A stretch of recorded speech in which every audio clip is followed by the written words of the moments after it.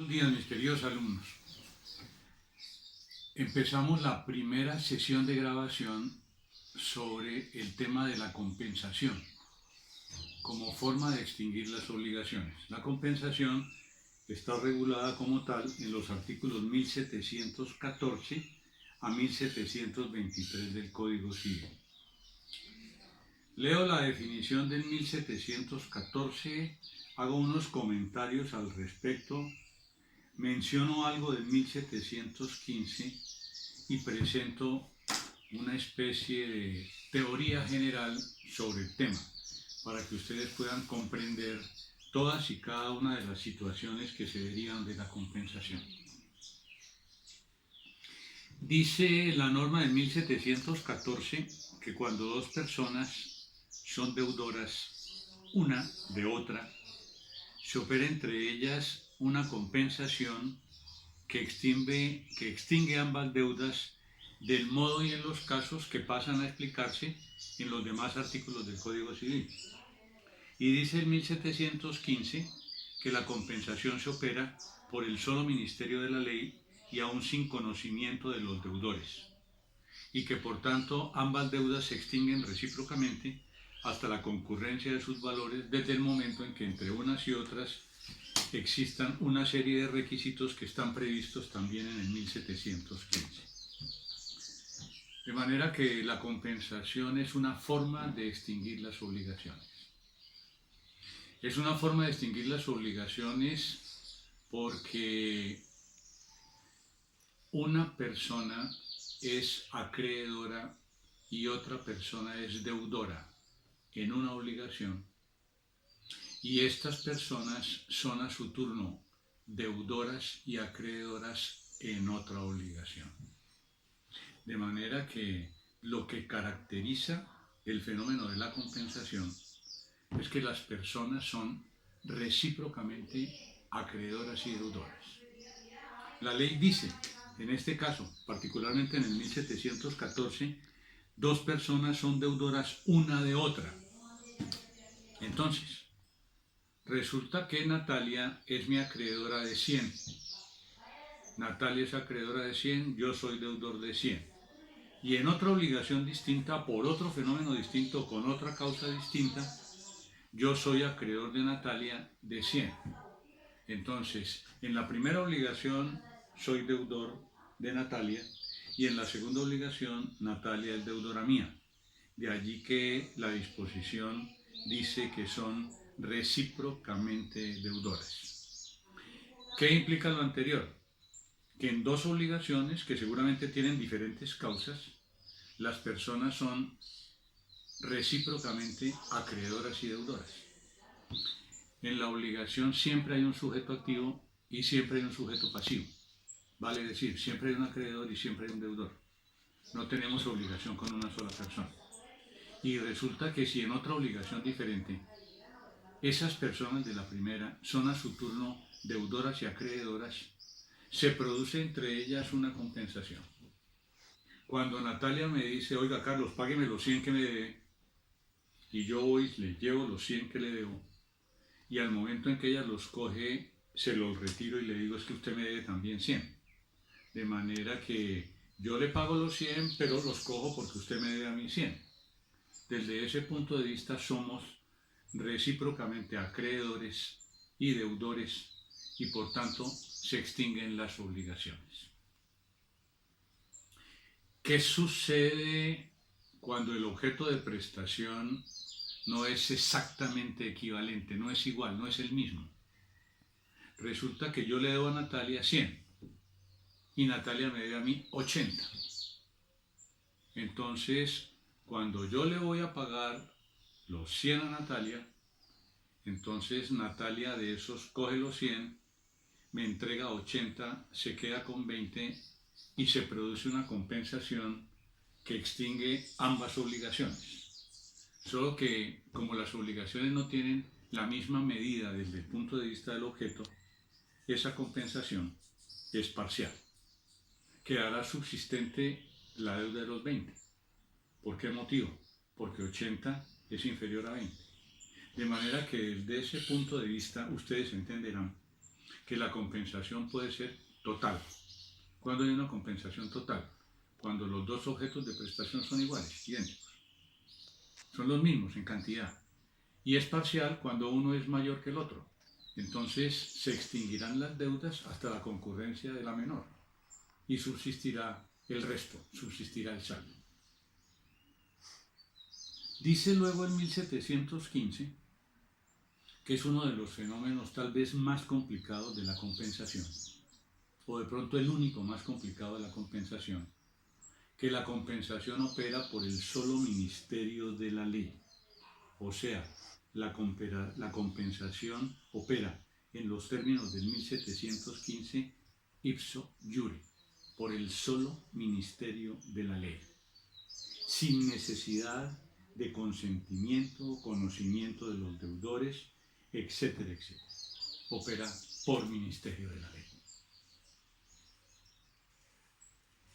Traigo a colación no solamente la definición, sobre la cual volveré más adelante, y el fenómeno de la operancia de la compensación por ministerio de la ley, para tratar de hacer una especie de explicación general sobre el tema, para introducirlos en este tema que no deja de ser un tanto abstruso.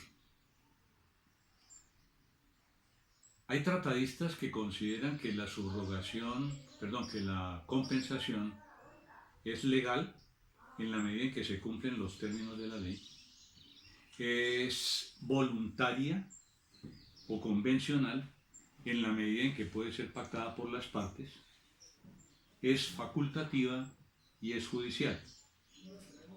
Si nosotros seguimos esa teoría, que es por ejemplo la teoría que presenta Ospina Fernández, encontraremos que la compensación reviste distintas connotaciones. Opera por ministerio de la ley. Pero ¿qué sucede cuando las partes se ponen de acuerdo para que opere la compensación, aunque no se den los requisitos de la ley? ¿Será que hay una compensación convencional? Yo creo que sí. ¿Por qué motivo? Porque la autonomía de la voluntad genera derechos. Los contratos válidamente celebrados son ley para las partes. Y si no contrarían ni la ley, ni el orden público, ni las buenas costumbres, son válidos. Pero ¿qué sucede con ese fenómeno en virtud del cual opera por ministerio de la ley? Aunque las personas no lo sepan, aunque las personas de la relación obligacional no lo entiendan, no lo esperen, no lo acepten, opera por ministerio de la ley. De manera que desde ese punto de vista, la compensación, desde la época del derecho romano, fue una compensación legal. O sea, se atemperaba a lo dispuesto por la ley. Con el correr del tiempo se fue modificando esa concepción y aparece la compensación convencional, o sea, aquella que surge del acuerdo de la voluntad de las partes, e inclusive surge una facultativa y surge una judicial cuando de pronto el juez de la República produce la compensación. Si nosotros nos vamos al digesto, en el libro 16, numerales primero y siguientes, que habla sobre las compensaciones, el primero de los versículos de ese libro 16 es supremamente atinado, cuando dice: la compensación es el balance de una deuda y un crédito entre sí. Significa lo anterior que la compensación tiene en cuenta los créditos, tiene en cuenta las deudas, tiene en cuenta el saldo de los créditos y de las deudas, y se produce una compensación. Si yo soy deudor de 100, pero a mí me deben 80, pues resulta que esa primera obligación se extingue y la persona que me debe 80 me quedará debiendo 20.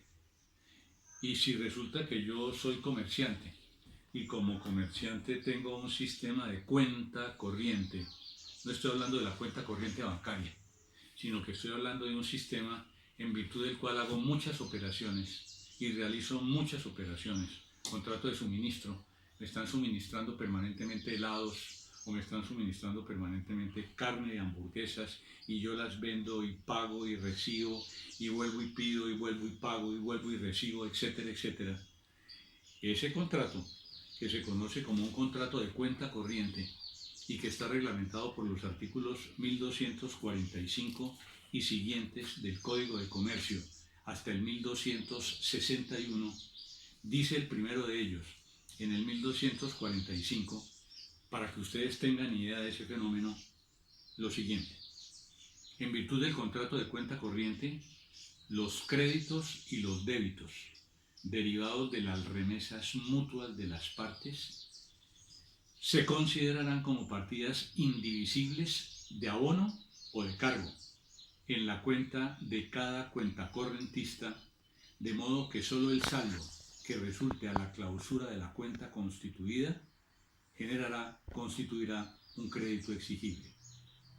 La clausura y la liquidación de la cuenta en los periodos de cierre no producirán la terminación del contrato, sino en los casos previstos en el artículo 1261. Esa disposición del 1261 dice que el contrato de cuenta corriente termina y establece 5 causales para su terminación. Quiero significar con esta medida del Código de Comercio, reitero, artículos 1245 y siguientes, que en virtud de ese contrato de cuenta corriente se produce entre dos personas un continuo tráfico de negocios mercantil, compras y ventas, cargos, deudas, fenómenos del activo, fenómenos del pasivo, del debe, del haber, de saldos y demás. ¿Por qué motivo? Porque tenemos una relación comercial y porque esa relación comercial implica de una parte recibir una persona cosas y deberlas y de otra parte pagarlas. De manera que frente a esa situación, al final del periodo, al final de cada mes o al final de cada semestre o al final de cada año, se producirá una cuenta en donde una de esas personas, después de haber hecho muchas operaciones de compensación, quedará debiéndole a otra persona una cantidad de dinero. ¿No será que acaso este fenómeno de la cuenta corriente implica a las claras una situación de una compensación voluntaria con base en la cuenta corriente? Les digo y les repito lo del digesto. Libro 16, numeral primero, segundo. La compensación es el balance de una deuda y de un crédito entre sí. No dice que es la extinción de obligaciones porque ambas personas concurran y unas sean acreedoras y deudoras y las otras deudoras y acreedoras. Dice el acápite segundo que el que está dispuesto a compensar puede rechazar al acreedor y a la vez deudor suyo que le demanda. La compensación es necesaria por la razón de que nos interesa más no pagar que entrar en un proceso de repetir lo pagado. De manera que toda esa situación del fenómeno de la compensación, vista como una situación estrictamente legal, partiendo del digesto hasta nuestra época, llegar al 1714 y llegar al 1715, se hace para pensar que cuando, desde el punto de vista de los sujetos de la relación obligacional, las personas son recíprocamente acreedoras y deudoras, las obligaciones se extinguen hasta concurrencia de la deuda menor. De manera tal que desde este punto de vista podemos decir que la compensación legal en los términos del 1715 tiene una serie de requisitos.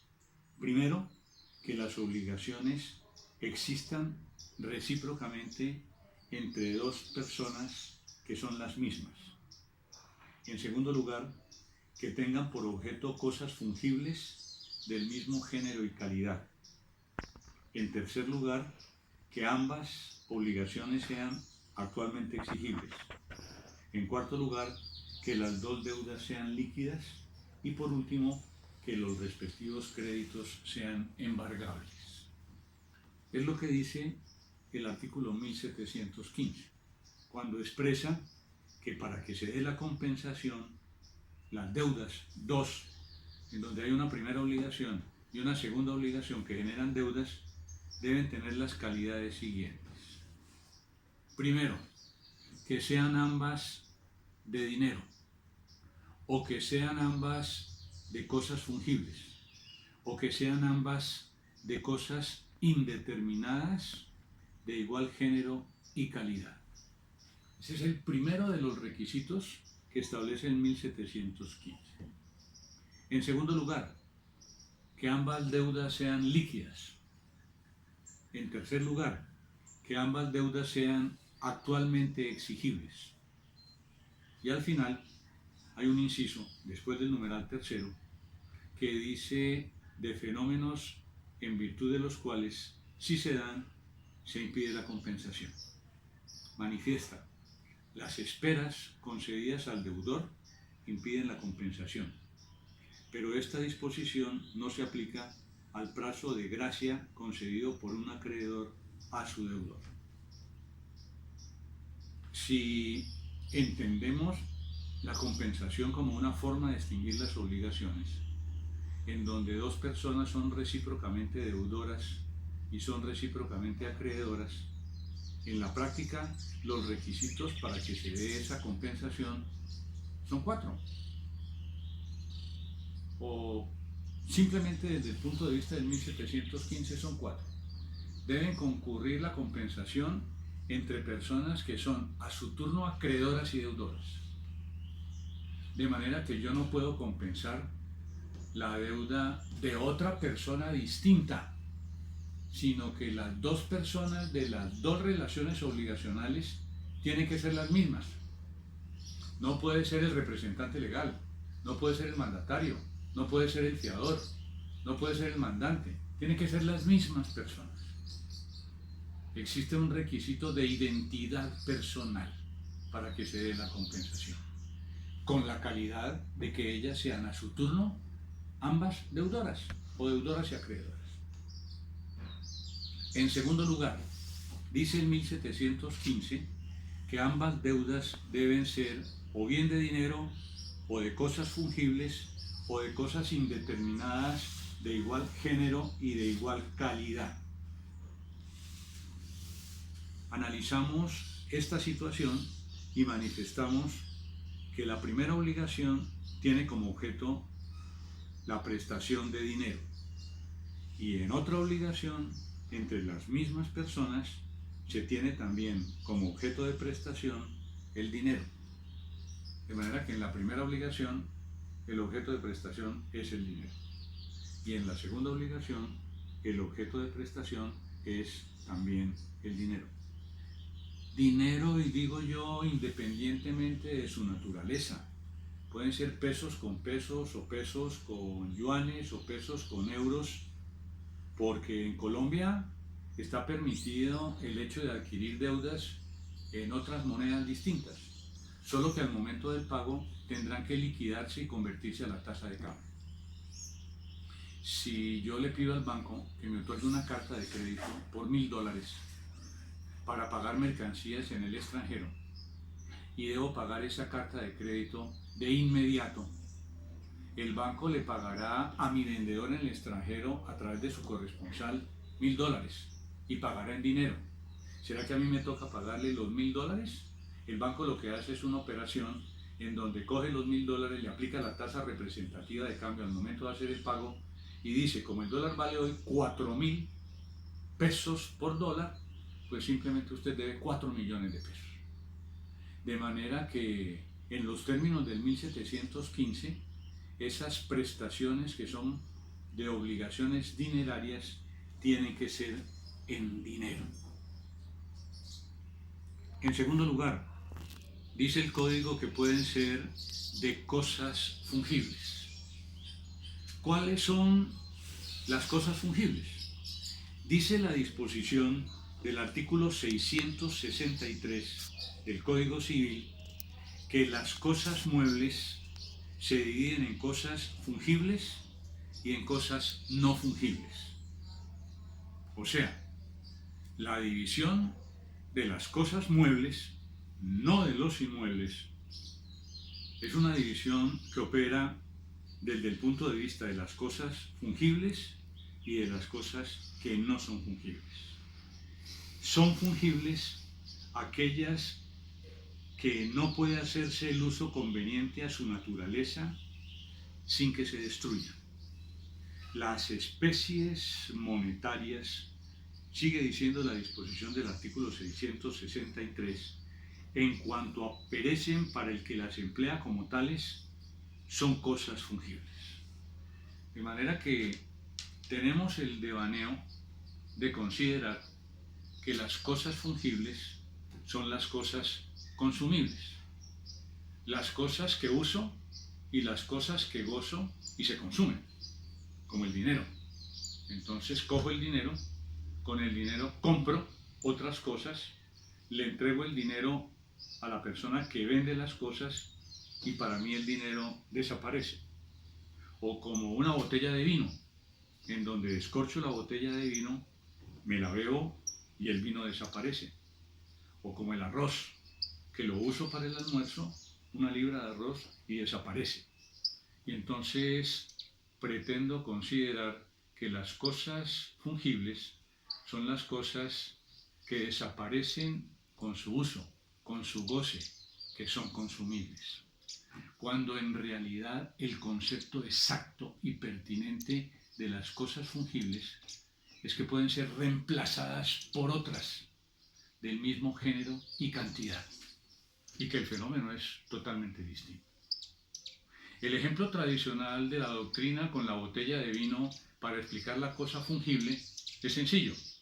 Si resulta que Julián me presta una botella de vino Carmener 2018 y yo me comprometo a devolverle la botella de vino, no le devuelvo la misma botella, porque la descorcho, me la bebo, la consumo y la botella se acaba.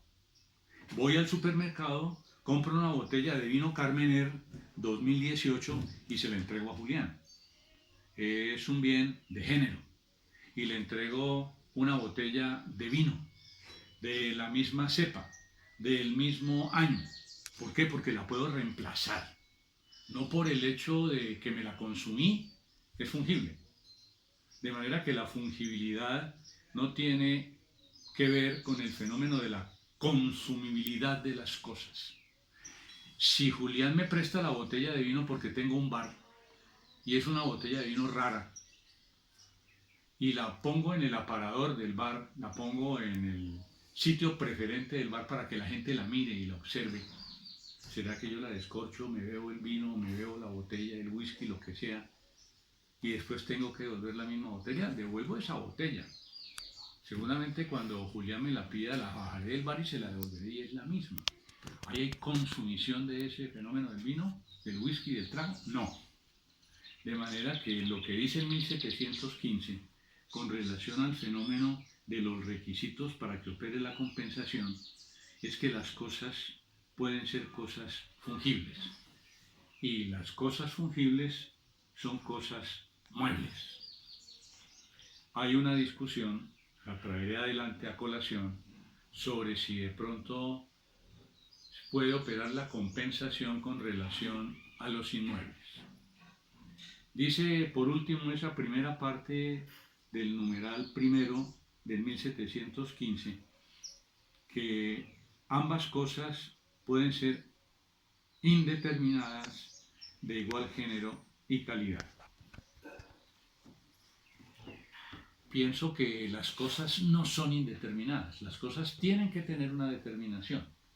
Si vamos al 1518, que es la norma que desarrolla toda la preceptiva legal sobre el objeto como presupuesto de validez del negocio jurídico y que recae sobre cosas, porque también puede recaer sobre hechos, dice el 1518 que esas cosas tienen que estar determinadas, deben estar en el comercio, deben existir en la naturaleza, que cuando tienen que estar determinadas lo tienen que ser por lo menos desde el punto de vista del género y la cantidad. Yo no puedo establecer obligación sobre frijoles, ni puedo establecer obligación sobre lentejas, ni sobre dinero. Puedo establecer una obligación para que me presten, me entreguen 1 libra de frijol cargamanto y yo poder devolver 1 libra de frijol cargamanto. Yo no puedo devolver frijoles. ¿Cuánto devuelvo de frijoles? ¿1 libra, 1 kilo, 1 tonelada, 10 toneladas? ¿Y de frijoles con qué connotación? ¿Frijol bola roja, frijol cargamanto, frijol negro, frijol caraota? De manera que cuando la ley, porque no es solamente en el 1715 que se dice, sino en otras disposiciones frente a las cosas indeterminadas, pienso que se refiere a las cosas que son determinadas desde el punto de vista del género, de igual género y de igual calidad.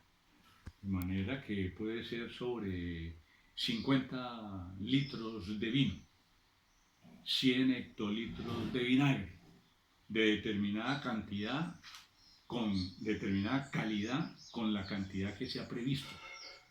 No puede ser sobre vinagre, sin mencionar la cantidad, ni puede ser sobre vino, sin mencionar la cantidad, ni puede ser un fenómeno indeterminado, porque el fenómeno indeterminado fallaría con relación al 1518. ¿Y será que pueden ser objeto de compensación, en este caso, los cuerpos ciertos? Porque en el numeral primero se dice que ambas sean de dinero o de cosas fungibles, muebles, o de cosas de género identificadas por la calidad. Entonces, yo puedo compensar cuando le debo a María Paula el caballo clavileño, entregándole o siendo deudor del caballo Satanás. Yo soy deudor de la entrega del caballo clavileño y soy acreedor de la entrega del caballo Satanás que me debe María Paula. La relación obligacional es con María Paula. En una yo soy deudor y en otra soy acreedor. ¿Será que soy acreedor de dinero? No. ¿El objeto de prestación es caballo? ¿Es un bien de género? No. Son cuerpos ciertos. Entonces puedo compensar. La teoría de los cuerpos ciertos con relación a los bienes de género es sencilla. El cuerpo cierto está perfectamente determinado. Uno es independiente del otro. El caballo clavileño es negro azabache con una estrella blanca en la frente, campeón de paso fino colombiano de 5 años de edad. Distinto del caballo Satanás o del caballo Popeye. El caballo Popeye es un caballo percherón, alazán, de colas blancas y crines blancas, de 6 años de edad. Son distintos. ¿Puede existir compensación? No hay compensación. ¿Por qué no hay compensación? Porque las cosas no tienen la homogeneidad que requiere el 1715. Si es dinero, pues vaya y venga, no hay problema. Yo debo 100 y ella me debe 100 o 50, lo que sea. O si son 50 toneladas de frijol cargamanto, yo le debo 50 y ella me debe 50 o 20 o 10, qué sé yo. Pero frente al fenómeno de los cuerpos ciertos, tenemos que concluir necesariamente que no procede la compensación cuando el objeto de prestación obligacional debido mutuamente son cuerpos ciertos. ¿Y será que sucede lo propio con los inmuebles? Los inmuebles tienen distinta connotación. Los inmuebles se identifican y se determinan por el lugar de ubicación, por su nombre si lo tienen, por su cabida, extensión, linderos, colindantes y lo demás. El predio del Topacio es distinto del predio del Rubí. El predio del Topacio tiene 100 hectáreas de terreno plano y queda en Jamundí. El predio del Rubí son 100 hectáreas de terreno quebrado y queda en Morelia, corregimiento de Nolandia. ¿Será que puedo compensar uno con el otro cuando debo las 100 hectáreas? De pronto ustedes dirán, si es desde el punto de vista del valor, valen más las planas que las de loma. Ahora, si resulta que las de loma tienen determinada ocasión especial, de pronto pueden valer más. Los cuerpos ciertos referidos a los fenómenos de los terrenos no perecen como los bienes de género. Con el bien de género yo puedo entregar cualquiera de mediana calidad. Los inmuebles no perecen. De pronto, en el evento extremo de que suceda un evento telúrico de gran magnitud y desaparezca la Tierra, qué sé yo, puede suceder que frente a un fenómeno de un terremoto, un pedazo de tierra, una parcela desaparezca porque quedó convertida no en tierra labrantía como era, sino en un hueco, en donde ya no hay tierra.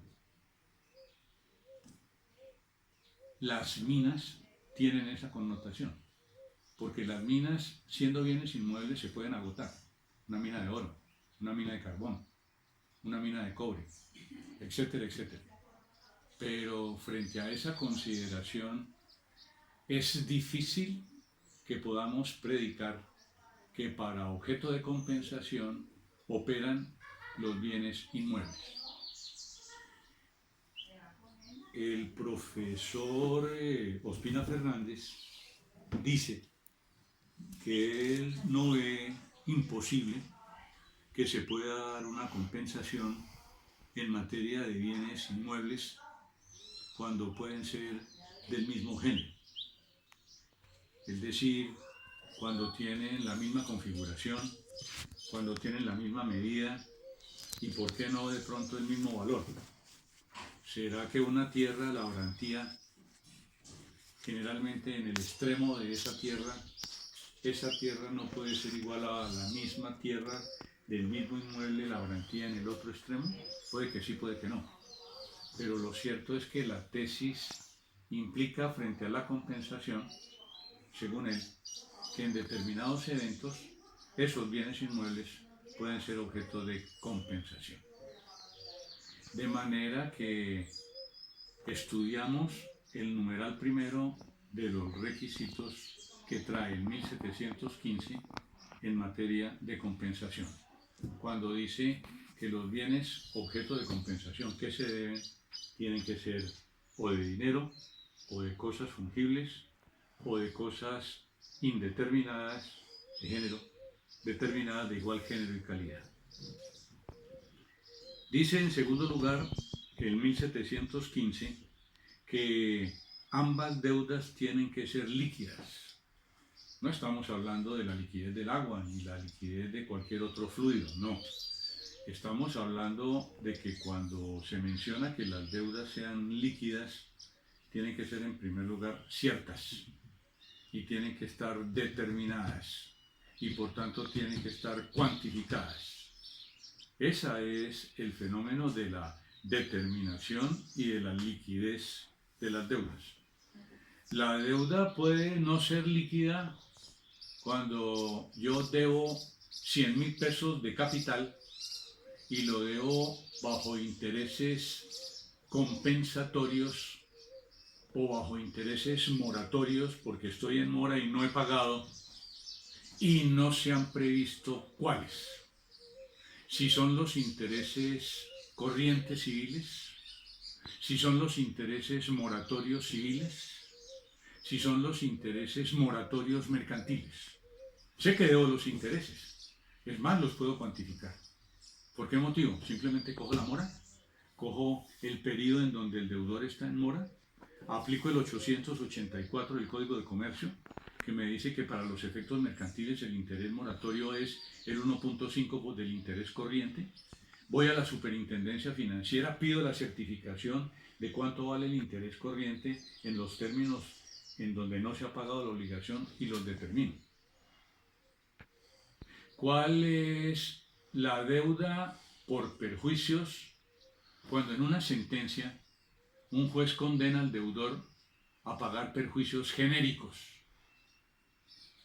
El nuevo Código General del Proceso y algunos, tal vez siguiendo el criterio de algunos procesalistas y algunas personas especialistas en derecho sustancial frente a la liquidación de los daños y los perjuicios, trató de que los jueces no condenaran in genere.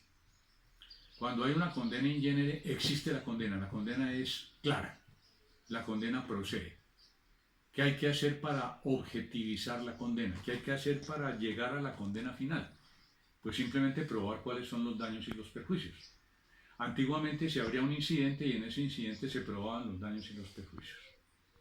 Hoy lo que reza la jurisprudencia aclamada al respecto es que se debe determinar previamente en la demanda cuál es la cuantificación, cuál es la cualificación, cuál es la determinación de los perjuicios. De manera que yo le puedo decir al juez, oiga juez, condene perjuicios, pero yo le debo decir al juez, oiga juez, los perjuicios son tales, tanto por daño emergente, tanto por lucro cesante, tanto por daño moral. Y los pruebo ¿Cómo los pruebo? Pues con pruebas periciales, con dictámenes, con cálculos actuariales, con lo que sea.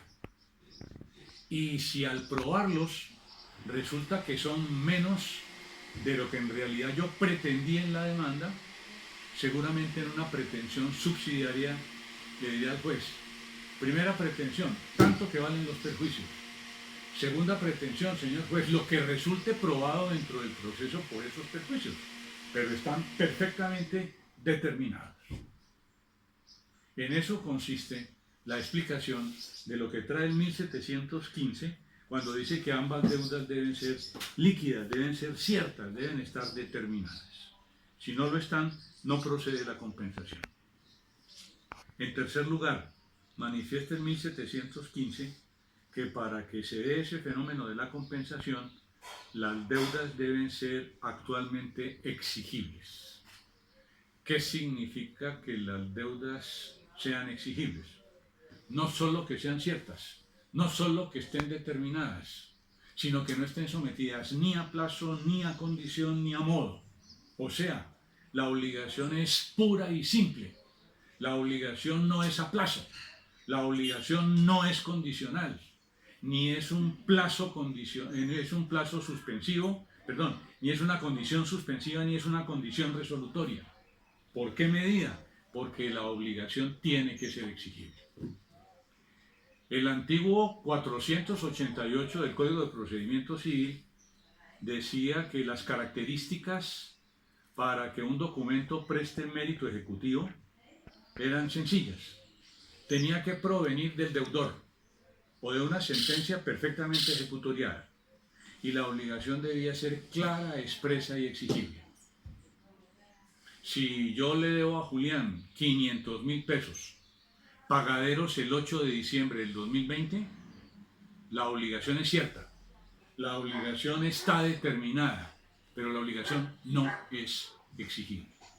¿Por qué no es exigible? Pues porque no se la puedo cobrar ya. No le puedo decir a Julián, cuando él tiene plazo, págueme ya.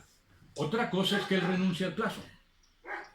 Pero si la obligación está sometida a plazo, no es exigible mientras llegue el plazo. Si la obligación está sometida a condición, no es exigible mientras penda la condición. Si la obligación está asignada con un modo especial, ese modo en alguna medida limita la exigibilidad de la obligación. De allí que el 1715 requiera, exija que las obligaciones no solamente sean claras, determinadas, sino que sean exigibles. De manera que si yo le debo a Julián 500.000 pesos, ya, en forma pura y simple, y Julián me debe 500.000 pesos pagaderos al 8 de diciembre del 2020, allí no puede haber compensación. ¿Por qué? Porque la primera obligación es pura y simple, y la segunda obligación es a plazo. Si yo le debo a Julián bajo condición de que el 15 de agosto llueva y caiga granizo en esta zona de la Universidad Javeriana, y él me debe 50 millones de pesos ya, sin plazo ni condición, ahí no hay compensación.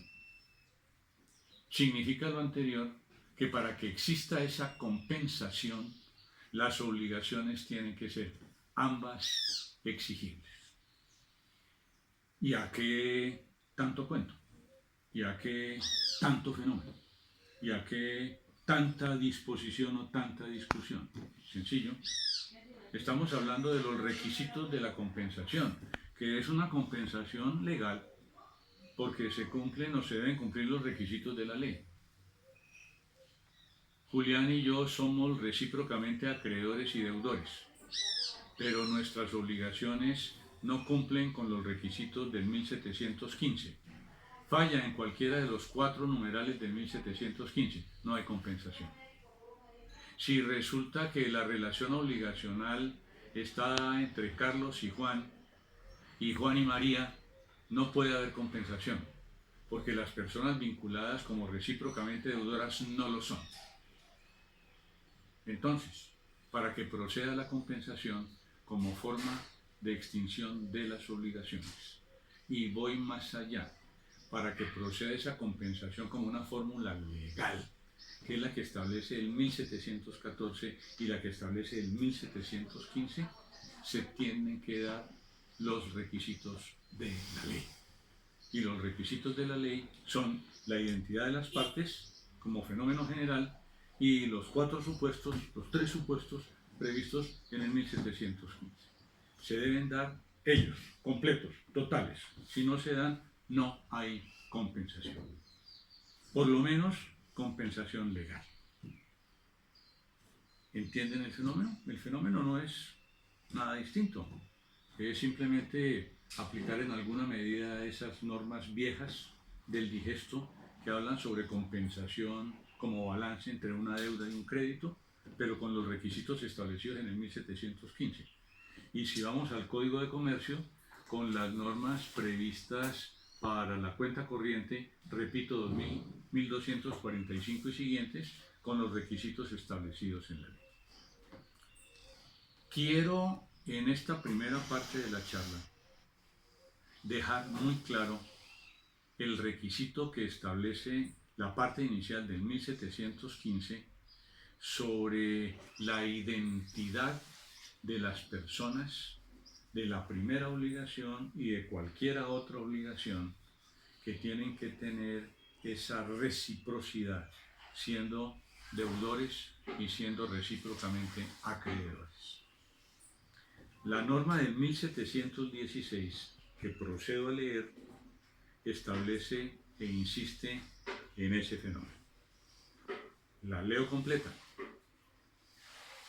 Expreso los supuestos de hecho de cada una de esas disposiciones y después los explico. 1716. Para que haya lugar a la compensación, es preciso que las dos partes sean recíprocamente deudoras. Inciso segundo. Así, el deudor principal no puede oponer a su acreedor por vía de compensación lo que el acreedor le deba al fiador.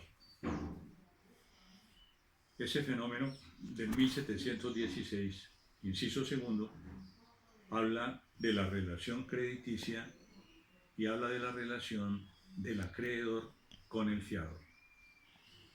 Dice el inciso tercero, ni requerido el deudor de un pupilo por el tutor o curador, puede oponerle por vía de compensación lo que el tutor o curador le deba a él, de manera que hace relación al fenómeno entre el pupilo, entre el tutor y el curador desde el punto de vista de la naturaleza de esas personas. Porque si bien existe representación convencional, una es la persona del tutor y del curador, y otra es la persona del tutor y curador que representa al pupilo.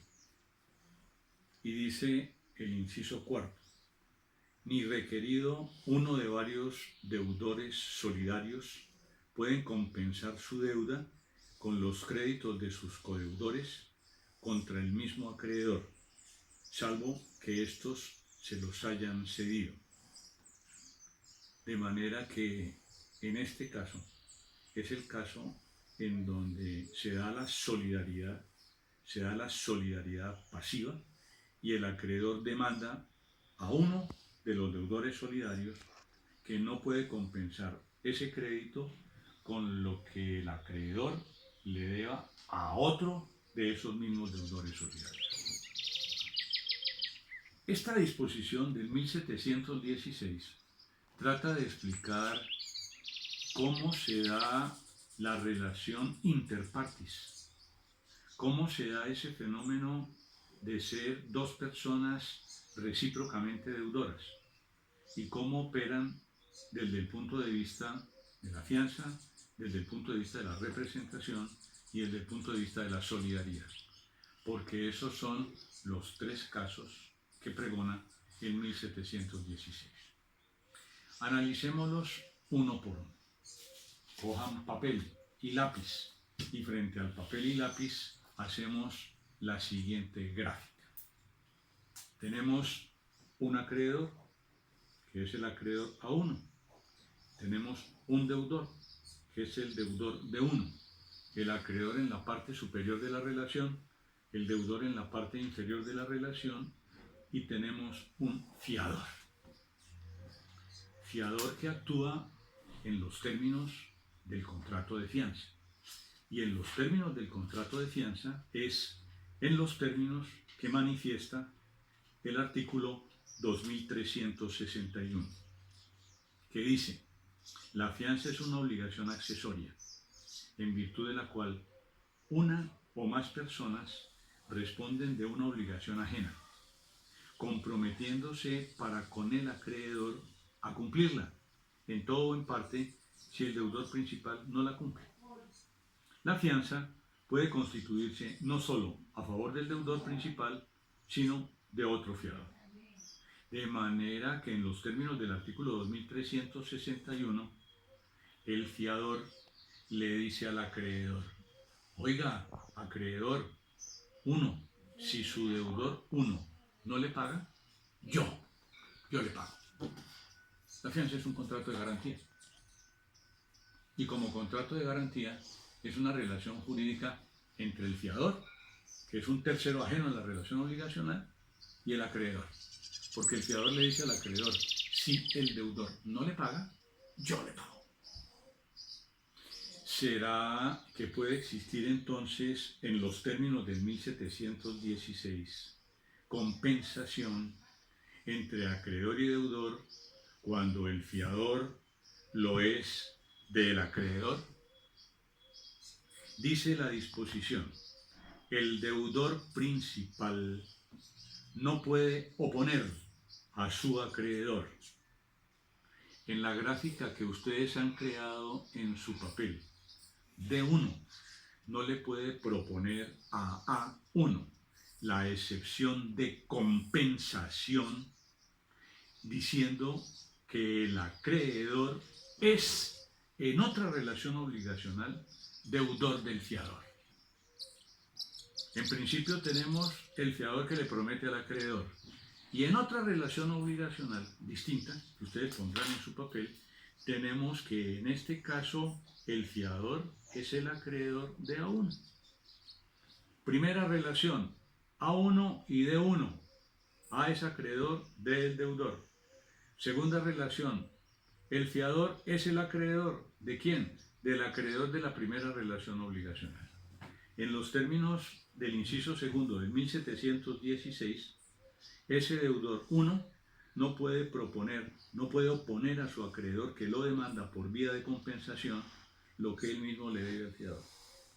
El fiador es una persona que actúa no como parte de la relación obligacional. El fiador es, el fenómeno de la fianza es un fenómeno accesorio, no es ni siquiera codeudor. Cuando el acreedor demanda al fiador porque no le paga el deudor principal, el fiador puede proponer el beneficio de excusión. ¿Y en qué consiste ese beneficio de excusión? Sencillo. El fiador le dice: oiga, señor acreedor, no me demande a mí, demande al fiador. Es cierto que si él no le paga, yo le pago, pero demándelo a él. Él tiene bienes de fortuna, tiene casa, tiene finca, tiene caballo clavileño, vaca, vacaflor, etcétera, etcétera. Aquí están los bienes, demándelo. Si usted lo demanda y él no le paga, yo le pago. De manera que no hay compensación de parte del acreedor con el fiador. Y si el acreedor demanda al deudor, no puede el deudor oponerle, desde el punto de vista de la compensación, lo que el acreedor le debe al fiador. Primer fenómeno consagrado en el inciso segundo del 1716. Inciso tercero. Ni requerido el deudor de un pupilo por el tutor o curador. De manera que aquí hacemos desde el punto de vista de la representación gráfica. Dice la norma que ni requerido el deudor de un pupilo. ¿Quién es el acreedor? El pupilo. ¿Quién es el deudor? De uno. Como el pupilo no tiene la libre administración de sus bienes, ¿por conducto de quién actúa ese pupilo? Por conducto del tutor. De manera que el tutor de ese pupilo, que es el acreedor, requiere al deudor para que le pague al pupilo.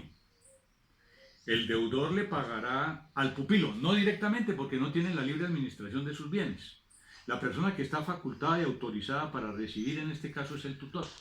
De manera que el tutor le dice a ese deudor 1, oiga, deudor 1, como usted le debe a mi pupilo, que es mi representado, y yo soy el tutor y el curador, aquí está la prueba, por favor, págueme para extinguir la obligación.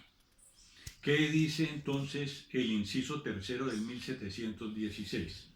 Que ni requerido el deudor de un pupilo por el tutor o curador, puede esa persona demandada oponerle por vía de compensación lo que el tutor o el curador le deba a él.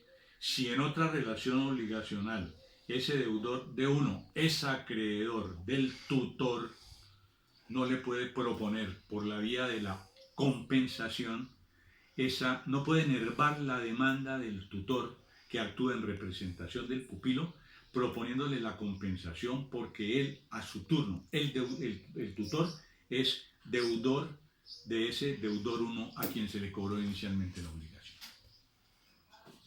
O sea, allí está claro, junto con el inciso segundo de la norma, que las personas no son distintas.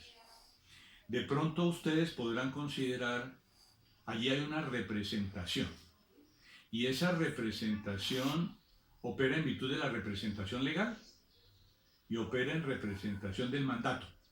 Solo que en el mandato más adelante, en el 1717, hay una norma típica, de manera que podría operar padre e hijo de familia, padre y madre con el hijo de familia, padre tutor con su pupilo, curador con su representado. Con el mandatario hablaremos del 1717. Hasta este momento tenemos entonces dos fenómenos de excepción para la operación de la compensación en los casos que les he referido. Sigamos con la representación gráfica del tercer caso de 1716. Hagan el gráfico. Ni requerido uno de varios deudores solidarios. De manera que hablamos de una solidaridad pasiva. Hay un acreedor, que es el acreedor 1. Y hay varios deudores solidarios. El deudor 1, el deudor 2, el deudor 3, el deudor 4 y el deudor 5. Para mi ejemplo hay 5 deudores solidarios. Ni requerido uno de varios deudores solidarios, lógicamente por el acreedor. El acreedor requiere al deudor 1. Hay una relación jurídica clara, obligacional, y una relación jurídico-procesal. El acreedor demandó al deudor 1. La deuda vale 100. Acreedor le pidió a uno 100. Dice la parte final del 1716, inciso tercero, que requerido uno de varios deudores solidarios, puede ese deudor solidario requerido compensar su deuda con los créditos de sus otros codeudores contra el mismo acreedor, salvo que se los hayan cedido. Entonces, en mi representación tengo el acreedor y 5 deudores, y resulta que en otra relación obligacional, el deudor D5 es a su turno acreedor de A1. Entonces, A1 es deudor de D5. Significaría lo anterior que A1 requiere a D1 para que le pague.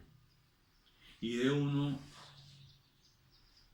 como no es deudor, ni es acreedor de A1, es deudor de A1, pero no es su acreedor, inmediatamente le dice al acreedor, yo no soy su acreedor, pero D5 sí lo es. De manera que yo D1 le propongo como excepción de compensación lo que usted le debe a D5. Dice el código que no procede en este fenómeno la compensación. Que para que proceda, D5 tiene que cederle el derecho de crédito a D1. Cesión de derecho de crédito que opera como la subrogación convencional, que opera en los términos del 1959, 60, 61, que tiene que entregar el título, que si no tiene título tiene que crear el título y tiene que notificarlo al acreedor A1 o obtener la aceptación del acreedor A1 para que se perfeccione esa relación jurídica obligacional que nace de la cesión de los derechos de crédito. Con esto lo que quiero significar frente a ustedes lo que quiero que ustedes entiendan es que cuando el código dice que esa compensación se opera por el solo ministerio de la ley y aún sin conocimiento de los deudores, porque de alguna u otra forma esos deudores son deudores recíprocos entre sí, el fenómeno no se da ni con la fianza, ni se da con la representación legal frente a los padres e hijos de familia, pupilos, curadores, tutores, ni se da en materia de las obligaciones solidarias. ¿Por qué motivo? Porque las excluye el 1716. ¿Y por qué las excluye? Sencillo, porque las personas vinculadas a esas situaciones jurídicas no son recíprocamente deudores. ¿Entienden el fenómeno? El fenómeno no es confuso, el fenómeno no es complicado. El fenómeno es simplemente de un poco de cuidado para que ustedes tengan presente las disposiciones que les he referido. Dice el 1717 que en alguna medida guarda intimidad con el 1716, porque hace referencia a la compensación, pero desde el punto de vista de la representación convencional. Dice lo siguiente. Además, sigo insistiendo, cojan papel y lápiz para que representemos gráficamente lo que dice el 1717. El mandatario. Cuando habla del mandatario, estamos pensando en la representación convencional. Estamos hablando no de la representación legal entre padres e hijos de familia, el gerente con la sociedad, el obispo con la diócesis, no. Estamos hablando de un mandato en los términos del 2142. ¿Qué es lo que dice la norma del 2142, que es la que regula el contrato de mandato? Lo siguiente, dice: el mandato es un contrato en que una persona confía la gestión de uno o más negocios a otra, que se hace cargo de ellos por cuenta y riesgo de la primera. La persona que concede el encargo se llama comitente, se llama mandante, y la que lo acepta se llama apoderado, procurador o en general mandatario. De manera que el mandato es un contrato en que se confía la gestión de uno o más negocios jurídicos. Reitero, lo he hecho en muchas clases. El mandato no es para pintar una pared, el mandato no es para construir una casa, el mandato no es para escribir un discurso, el mandato es para realizar actos o negocios jurídicos en nombre de otra, comprar una casa, realizar una intervención en una asamblea de accionistas, qué sé yo, actos o negocios jurídicos en los términos del 2142. De manera que el mandatario, pongo de presente la relación con el mandante, puede oponer al acreedor del mandante. Primera representación gráfica. Hay un acreedor y el mandante es un deudor. De manera que en esa primera relación obligacional, el acreedor le debe a una persona que es mandante 100. Sigue diciendo el código. El mandatario puede oponer al acreedor del mandante no solo los créditos de este, o sea, los créditos del mandante, sino que puede oponer los propios créditos contra el mismo acreedor, prestando caución de que el mandante dará por firme la compensación. El acreedor demanda al mandante. El mandante es deudor de 100. El acreedor, como el mandante no está, o como el mandante se encuentra por fuera, etcétera, etcétera, demanda a quien representa el mandante. El mandante es representado por el mandatario. De manera que la relación jurídica procesal se surte con el acreedor que demanda al mandatario en representación del mandante para que le pague 100. El mandatario en representación del mandante se defiende. ¿Cómo se defiende? Con las excepciones. Y resulta que en los términos del 1717 dice que el mandatario puede oponer al acreedor del mandante no solo los créditos que tenga el mandante con el acreedor, Si el mandante en otra relación obligacional es acreedor del acreedor 1, podrá proponerle como compensación los créditos del mandante, sino que además puede proponerle sus propios créditos contra el mismo acreedor. De manera que si en otra relación obligacional el mandatario es acreedor de ese acreedor 1 que lo demandó, podrá proponer como excepción la compensación. Se requiere un requisito, porque el código dice que debe prestar caución de que el mandante dará por firme la compensación. ¿Cuál es el motivo? El mandatario representa al mandante, no es el mandante. No tiene los negocios del mandante, tiene que cumplir un encargo. Y si el mandatario le dice al acreedor de su mandante, yo le propongo mis créditos porque usted es mi deudor, y se produce una compensación en los términos previstos en el ordenamiento jurídico, que es el 1717, el mandatario dará una caución, una garantía, en donde se exprese que su mandante dará por firme la compensación. ¿Por qué motivo? Porque surge una nueva relación entre el mandatario y el mandante. Relación ajena a la del contrato de mandato. Inclusive ajena cuando el mandato es general, porque el mandato general es para todos los actos, para todos los contratos, pero es una situación sobreviniente. De manera que deberá prestar caución en donde el mandante se comprometa a dar por cierta esa compensación. Significa que es diferente el fenómeno de la compensación cuando hablamos de la representación legal en una medida con el tutor, curador, etcétera, etcétera, padre, hijo de familia, con el hijo de familia, frente al fenómeno de la representación legal convencional. Dice luego el resto del 1717.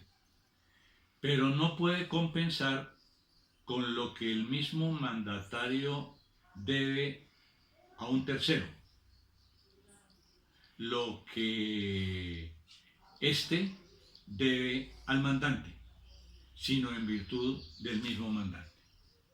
De manera que el fenómeno aquí cambia.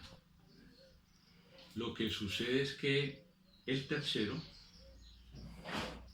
es acreedor ¿de quién? Del mandatario. Y el tercero demanda al mandatario. Dice el código que el mandatario no puede compensar ni le puede proponer la excepción de compensación al tercero con lo que el tercero le deba al mandante. Si en otra relación obligacional el mandante es acreedor del tercero, no puede el mandatario decir, señor tercero, señor acreedor, usted es mi acreedor, usted me está demandando a mí, usted pretende que yo le pague lo que le debo, sí, pero resulta que usted es deudor de mi mandante. Como usted es deudor de mi mandante, entonces yo le opongo la excepción de compensación. ¿Para qué motivo? Para que se extinga la obligación. El único fenómeno en virtud del cual procede esta situación de que prospere esa excepción de compensación es en el caso de que el mandante con su voluntad expresa acepte esa compensación, pero no puede compensar con lo que el mismo mandatario debe a un tercero, lo que éste debe al mandante, sino con la voluntad del mismo mandante. De manera que es claro y es fácilmente entendible cómo en esta situación se tiene que guardar la relación estricta que se da entre las dos personas que son recíprocamente deudoras una de otra. Porque si las personas no lo son con esa contundencia, con esa realidad, en ese fenómeno estricto, no procede la compensación. La norma siguiente, que es la norma del artículo 1718, la habíamos estudiado de tiempo atrás cuando hablamos de la cesión de los derechos de crédito y cuando hablamos en particular de la relación que existe entre el cesionario y el deudor. leo la disposición, refiero los supuestos de hecho y luego la explico para que ustedes la relacionen con lo que ya estudiamos en materia de cesión de los derechos de crédito.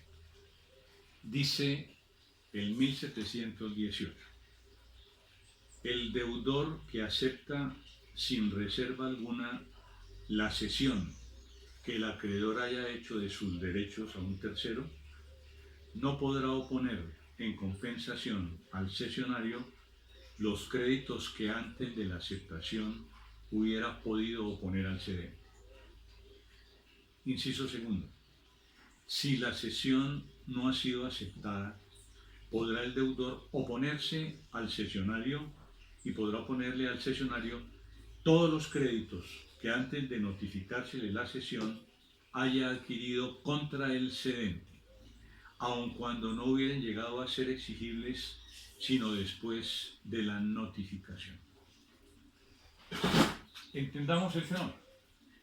Recordemos más bien el fenómeno. Les dije cuando hablamos de la cesión de los derechos de crédito que en virtud de lo dispuesto por los artículos 1959, 1960 y 1961, en esta figura surgen dos relaciones jurídicas. La relación entre el acreedor, que es el cedente, y el cesionario, que es el tercero que paga.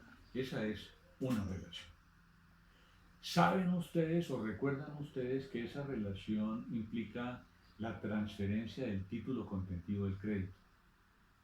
El acreedor le entrega al tercero que le pagó, al cesionario, el cedente le entrega al cesionario el título contentivo del crédito. Si no hay título contentivo del crédito, crea uno. ¿Recuerdan el fenómeno? El acreedor crea uno en donde están los elementos esenciales del crédito, la obligación, el nombre, capital, etcétera, etcétera, exigibilidad y demás. Lo crea y se lo entrega.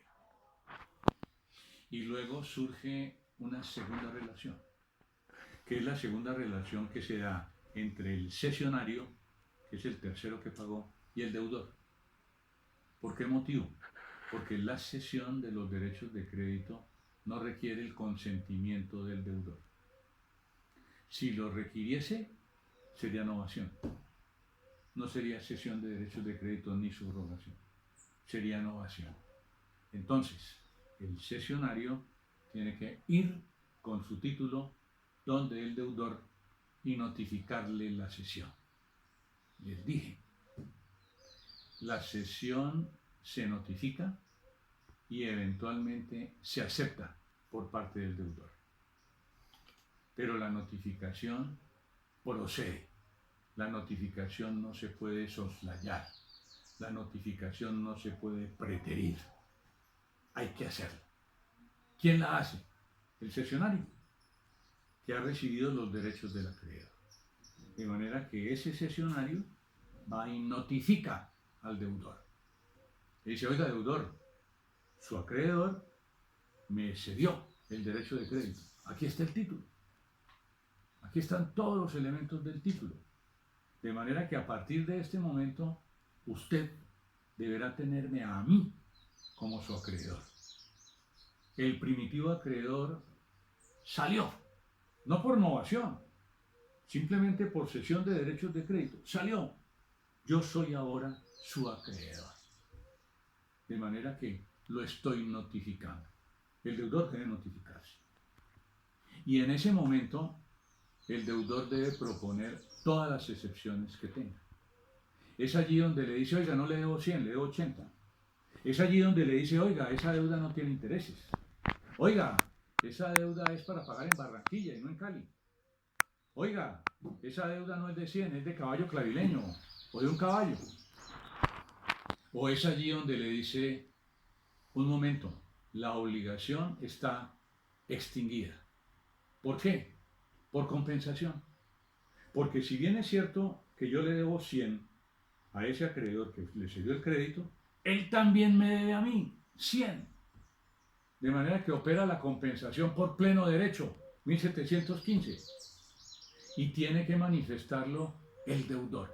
Ese es el momento para manifestarlo el deudor.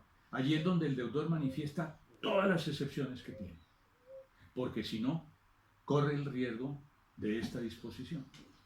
¿Y qué dice la disposición del 1718? El deudor que acepta sin reserva alguna, el deudor que acepta sin reserva alguna la cesión que el acreedor haya hecho de sus derechos a un tercero, no podrá oponer en compensación al cesionario los créditos que antes de la aceptación hubiera podido oponer al cedente. No podrá oponer al cesionario los créditos que antes de la aceptación hubiera podido oponer al cedente. De manera que lo que dice la disposición que estamos estudiando es que el deudor aceptó sin ninguna reserva. Aceptó sin ninguna reserva.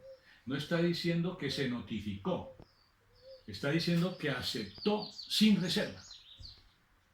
¿Qué significa que aceptó sin reserva? Que no dijo nada, que no manifestó absolutamente nada. Pudo haberlo hecho y pudo haber dicho: es que el acreedor también me debe a mí. Y de pronto podrá decir: es que el fenómeno de la compensación opera de pleno derecho, lo que veremos al final de la charla, y cómo es esa medida. Y entonces, como opera de pleno derecho, no necesito ni siquiera manifestarla. Pero la norma sí es clara. Cuando esa disposición dice que el deudor tiene que proponer la compensación en el momento de la notificación, que si no la propone, está aceptando sin reserva alguna. Está aceptando sin que mencione ningún tipo de reserva. Y el efecto de esa no mencionarla, no decirla, no ponerse en forma expresa, pues ¿qué significa? Que en los términos de la ley, ese deudor que acepta sin reserva alguna no podrá después oponer en compensación los créditos que antes de la aceptación hubiera podido oponer al cedente. Y dice el inciso segundo que si la cesión no ha sido aceptada, ojo, dice si la cesión no ha sido aceptada, no dice si la cesión no ha sido notificada. Seguramente la cesión se notificó y el deudor se quedó mudo, no dijo nada. Simplemente le manifestó al cesionario: me notifico, pero no he aceptado. ¿Será que ese fenómeno de no decir implica una aceptación expresa o tácita? Expresa no, y tácita tampoco. De manera que él no ha aceptado. Me notifico y luego le comunicaré si acepto o no acepto. Pero si la cesión no ha sido aceptada, podrá el deudor oponer al cesionario todos los créditos que antes de notificársele la cesión haya adquirido contra el cedente, aun cuando no hubieran llegado a ser exigibles. Los créditos derivados de obligaciones a plazo no son exigibles. De pronto, los créditos derivados de obligaciones condicionales. ¿Por qué motivo? Porque aún no han llegado a ser exigibles, sino después de la notificación. De manera que en ese evento, fíjense ustedes cómo, en virtud de la disposición del 1718 y en virtud de la aceptación que pregona el 1718, si el deudor no es diligente en manifestar lo que tiene que manifestarle al cesionario, no produce efectos la compensación. Bueno, y entonces, ¿en qué queda esa situación de que la compensación opera de pleno derecho? Porque al principio, en el 1714 y 15, entendemos que la compensación opera de pleno derecho. Y aquí nos está diciendo, en la disposición del 1718, que no, que el deudor tiene que manifestar, tiene que decir, porque si se queda callado, si acepta en forma expresa, después no puede proponer como excepción la compensación. ¿Será entonces que opera de pleno derecho? Yo concuerdo en forma categórica con lo que dice Ospina Fernández. Al final leeré lo que trae el maestro Ospina Fernández cuando dice, sin necesidad de criticar las normas y el espíritu, que hay como una especie de contradicción entre las disposiciones de la compensación frente al fenómeno de que operan de pleno derecho y frente al fenómeno de que el deudor tiene que manifestar y tiene que oponerse. Bueno, lo veremos más adelante. Dice en 1719, sin embargo de efectuarse la compensación por el ministerio de la ley, el deudor que no la alegare, ignorando un crédito que puede oponer a la deuda, lo ignora, no sabe, puede estar en esa situación, ignora un crédito que puede oponer a la deuda, conservará junto con el crédito mismo las fianzas, conservará junto con el crédito mismo las fianzas, privilegios, prendas e hipotecas constituidas para su seguridad. De manera que vuelvo e insisto en el fenómeno de que opere la compensación de pleno derecho cuando en 1719, en concordancia con el 1718 y en contradicción con el 1715, de pronto expresa: se efectúa la compensación por ministerio de la ley, el cesionario le notifica la existencia del crédito, la cesión del derecho de crédito, y el deudor no alega la compensación porque ignora un crédito que puede oponer a la deuda.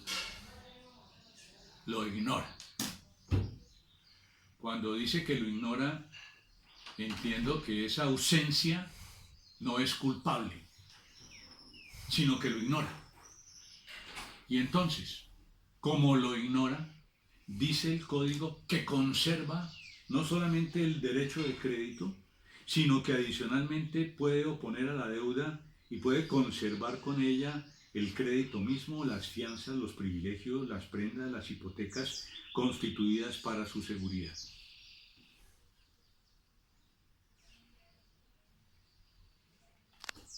Retomo el tema para volver al 1719, cuando dice que si el deudor en forma no culpable no alega la obligación que tiene frente a la persona que está exigiéndole y por tanto no puede proponer la compensación porque ignora un crédito que no puede oponer a la deuda, conservará junto con el crédito mismo las fianzas, los privilegios, las prendas y las hipotecas constituidas para su seguridad.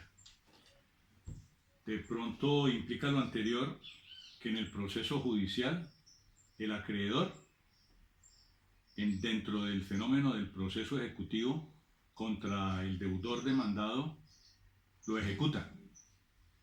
Y como no se puede proponer la compensación, en otro proceso judicial diferente de este, ya no como situación de excepción por compensación, sino como acción, esa persona puede demandar a su deudor hacer exigibles las fianzas, las prendas, las hipotecas, las garantías, las cauciones, los privilegios y lo demás.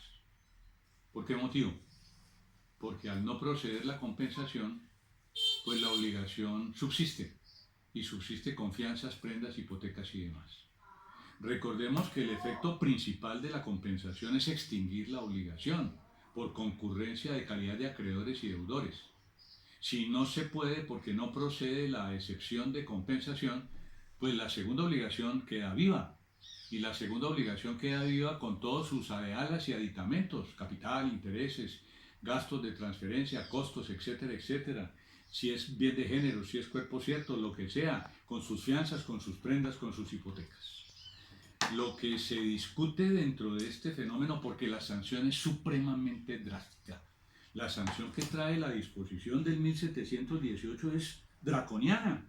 Simplemente se acaba la obligación, se termina la obligación, no se puede volver a proponer la obligación. En el 1719 se dice que subsiste la obligación porque el deudor de manera sin culpa no la alegó. De manera que corresponderá al acreedor probarle al juez de la República que el deudor sí conocía, sí sabía, que obró con negligencia, con descuido, con imprudencia, con impericia, con falta de advertencia, vale decir que obró con culpa, en los términos del artículo 63 del Código. Esas son las características de esta situación. La compensación no puede no tener ocurrencia en 3 o 4 casos adicionales que mencionan las normas del Código. Dice el 1720, la compensación no puede tener lugar en perjuicio de los derechos de un tercero. Así, embargado un crédito, no podrá el deudor compensar en perjuicio del embargante por ningún crédito suyo adquirido después del embargo. De manera que volvemos a hacer las gráficas.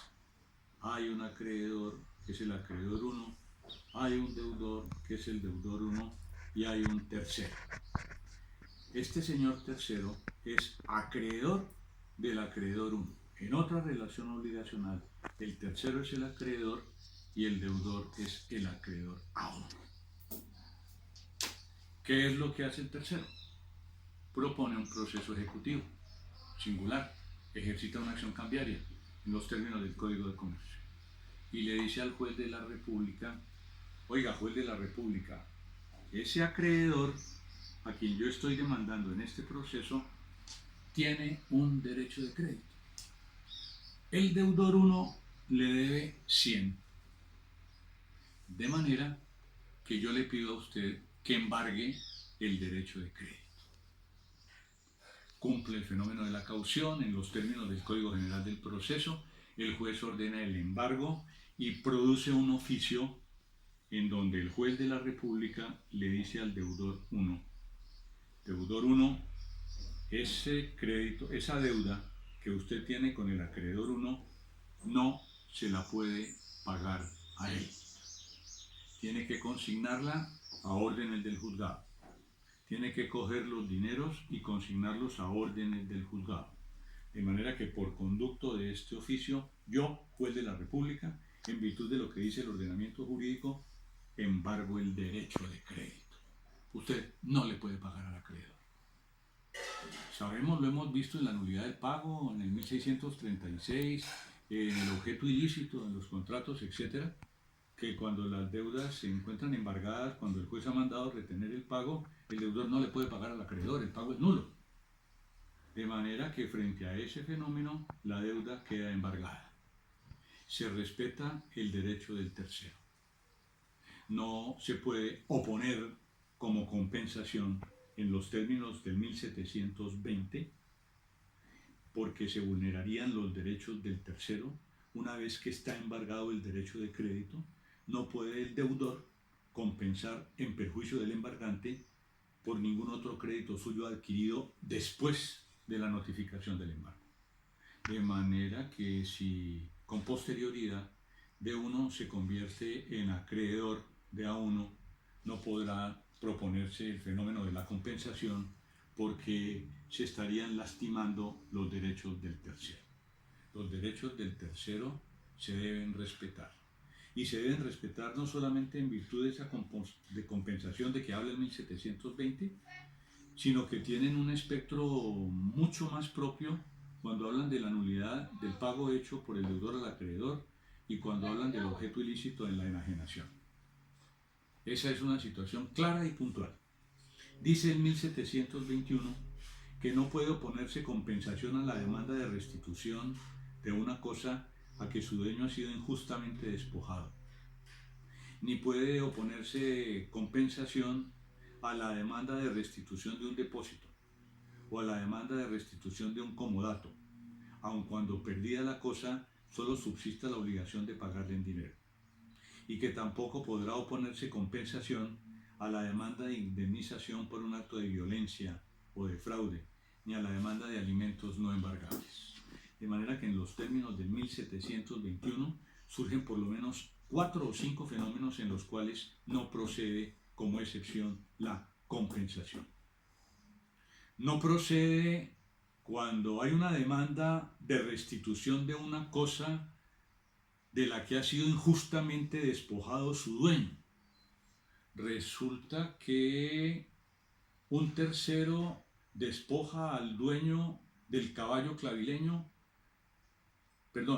de 100.000 pesos, lo despoja bien de género, y se procede con una acción reivindicatoria, y a través de esa acción reivindicatoria se pretende la restitución de la cosa que ha sido objeto de despojo. Con posterioridad, la persona que despojó no puede proponer la excepción de compensación diciendo: a quien yo despojé, a su turno me debía 100, y entonces procede la compensación. No procede la compensación en los términos ni del depósito ni del comodato. En los términos del depósito y en los términos del comodato, no solo porque las cosas objeto de prestación del depósito y del comodato son cuerpos ciertos. En el comodato se entrega una cosa mueble o raíz para que se use o para que se goce.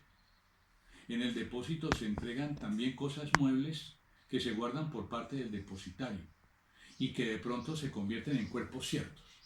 Y si hemos dicho en los términos del 1715 que no procede la compensación con los cuerpos ciertos, ¿cómo va a proceder frente a esos cuerpos ciertos objeto de comodato o objeto de depósito? No se permite. Y si no fuese así, porque supongamos que no fuesen cuerpos ciertos sino bienes de género, lo que la ley manifiesta es que hay una clara ilegalidad o una clara, si ustedes lo quieren, injusticia frente al fenómeno de hacer subsistir un contrato de comodato o un contrato de depósito cuando frente a los bienes objeto de comodato o los bienes objeto de depósito deben ser restituidos con el uso, cuando cese el uso o cuando pase el tiempo. De manera que carecería el fenómeno de causa, porque la causa no sería lícita, la causa sería ilícita. La causa es el motivo que induce a la celebración del acto o contrato, y si es prohibida por la ley, contraria a las buenas costumbres o contraria al orden público, es ilícita.